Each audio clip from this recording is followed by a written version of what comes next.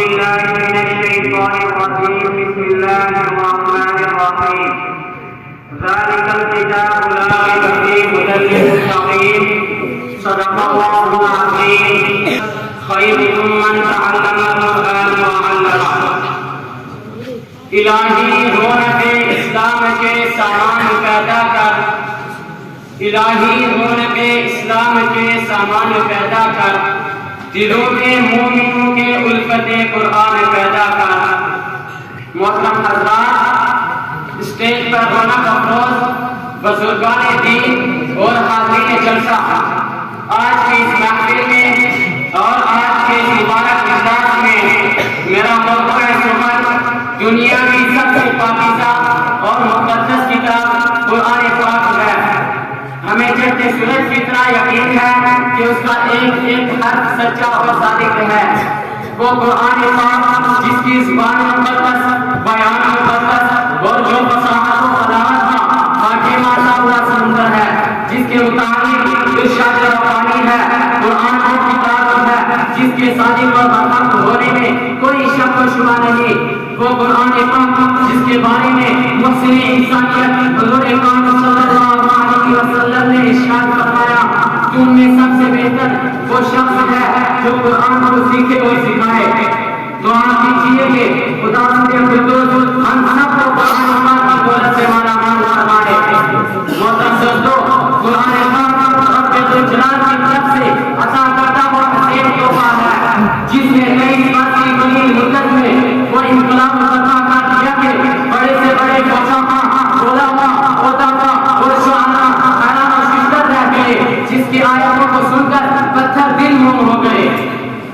محترم دوستو، یہی وہ قرآن پاک ہے جو رہتی دنیا تک کے انسانوں کے لیے سراپا ہدایت و رحمت ہے۔ یہی وہ قرآن پاک ہے جس نے رسول کی رسالت کو احساس بخشا۔ یہی وہ قرآن پاک ہے جس نے مردہ قلوب کو تازگی بخشی۔ یہی وہ قرآن پاک ہے جس کی برکت سے اجڑے چمن میں بہار پیدا ہوئی۔ یہی وہ قرآن پاک ہے جس کی بدولت عمر فاروق رضی اللہ تعالی عنہ کو ایمان نصیب ہوا۔ یہی وہ قرآن پاک ہے جس کی بدولت محبوب حقیقی کی رضا نصیب ہوتی ہے۔ یہی وہ قرآن پاک ہے جس کی برکت سے عزت اور عطاء کے شامیانے بن گئے۔ یہی وہ قرآن پاک ہے جس کا مثال پیش کرنے سے ساری دنیا عاجز متاثر رہی۔ یہی وہ قرآن پاک ہے جس کی نظیر پیش کرنے سے بڑے سے بڑے فصاح فصیح اور بلیغ زبان ثانی کا کام کرنے والوں نے گھٹنے ٹیک دیے۔ یہی وہ قرآن پاک ہے جس نے ضلالت و گمراہی کی در در میں پھنسی ہوئی انسانیت کو رشد و ہدایت کا پیغام سنایا۔ یہی وہ قرآن پاک ہے جس کی حفاظت کا وعدہ خود خانی کے بیان نے فرمایا۔ یہی وہ قرآن پاک ہے جس کی تلاوت کے بعد سے دلوں میں فرحت و بشاشت کا سامان ہے۔ یہی وہ قرآن پاک ہے جس نے ذہنی قوتوں کو جلا بخشا۔ یہی وہ قرآن پاک ہے جس کی برکت سے اجڑے چمن میں بہار پیدا ہوئی۔ محترم دوستو، آج کے سیاسی دور میں ایک کلام پاک کو فضول سمجھا جاتا ہے، اس کے الفاظ پڑھنے کو حماقت بتایا جاتا ہے۔ کہا جاتا ہے کہ اس کا ہٹنا اور بے سمجھے پڑھنا بے سود ہے۔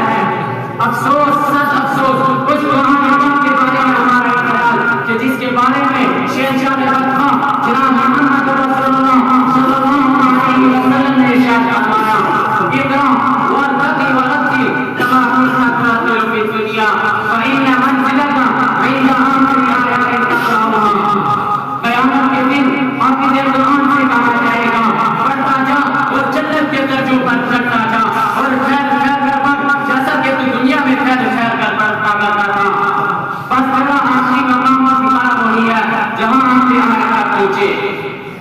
محترم دوستوں، یہ قرآن پاک رب کائنات کا مقدس اور عظیم کلام ہے اور کیوں نہ ہو جب کہ اسے اتارنے والا امین، جس کے ذریعہ اتارا گیا وہ بھی امین، اور جس رات پر نازل ہوا وہ بھی امین، اور جس مہینے میں نازل ہوا وہ تمام مہینوں سے افضل، اور جس رات میں نازل ہوا وہ تمام راتوں سے بہتر۔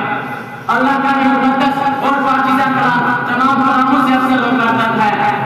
حدیث میں آتا ہے، فضل کلام اللہ علی سائر الکلام کفضل اللہ علی قلبی۔ آخر میں آپ ایک حدیث کو اس سے اچھے وقت ختم کرنا چاہتا ہوں۔ مسلمانوں اٹھو قرآن کی عظمت کو چمکاؤ، مسلمانوں اٹھو